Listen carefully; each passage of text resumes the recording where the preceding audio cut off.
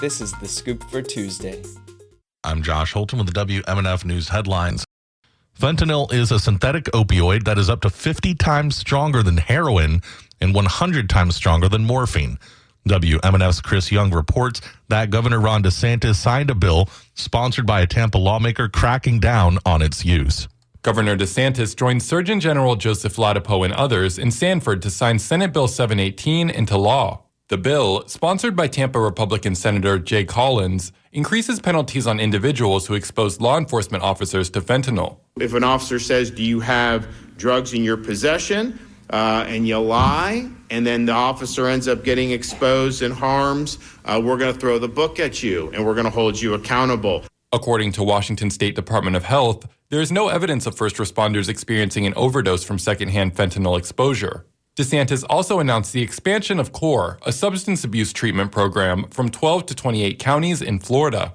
Ladapo repeatedly spoke against transgender athletes while talking about the program to help those struggling with drug addiction. But neither of the bills signed had anything to do with transgender policies. When there's a window where that person wants help, they can reach out and get some help. And that's why CORE has been successful. It's just really just common sense, thinking about the problem, thinking about the solutions. And the solution is not to have boys playing on girls' sports. DeSantis also signed Senate Bill 66 into law, raising awareness of opioid overdoses and counteractants. For WMNF News, I'm Chris Young. Students in Tampa engaged in hands-on STEM learning during yesterday's solar eclipse.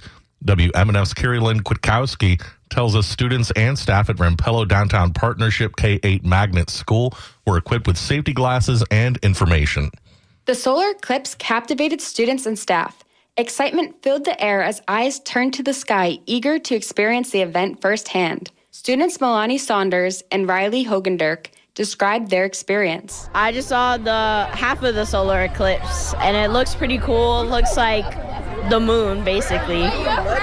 Well, Hogendirk added, "It was cool. It was like, it wasn't fully there, but like it was almost there, and it looked cool, and I can see the moon and stuff." Elementary student Ryder expressed his amazement. I thought when I was gonna put the glasses on, I could see heaven, and I also saw the moon, but and there were stars shining in my glasses.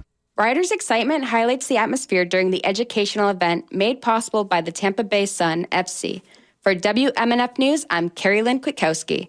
The next total solar eclipse will be in 2026 and will pass over the northern fringes of Greenland, Iceland, and Spain. In 21 years, the Tampa Bay area will experience a total solar eclipse on August 12th, 2045. A local researcher is using upcycled glass and plastic to create construction materials called trashcrete.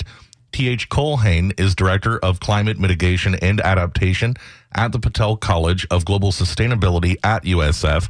He was a guest Monday on WMNF Sustainable Living. We should be mining our landfills for sure, but why even go to the transactional cost and use those fossil fuels and that labor and that wear and tear on our roads and trucks to get stuff, put it underground in a place that should be for wildlife, and then dig it back up? It makes no sense. It makes no sense.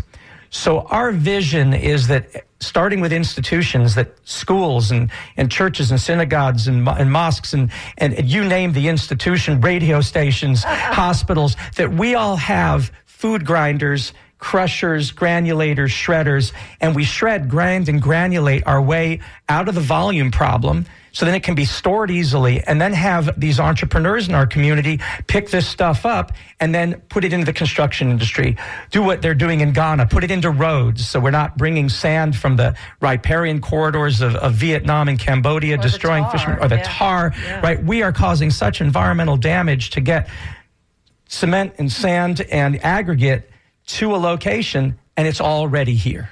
That's T.H. Colhane, the Director of Climate Mitigation and Adaptation at the Patel College of Global Sustainability at USF, speaking on WMNF's Sustainable Living show about trashcrete. You can hear the full show on our website, WMNF.org. Cloudy and warm weather today in the Tampa Bay area. Highs today in the mid-80s, overnight lows in the upper 60s. Tomorrow will be mostly cloudy with highs in the upper 80s. I'm Josh Holton with the WMNF News headlines. This is The Scoop, recorded at WMNF Tampa.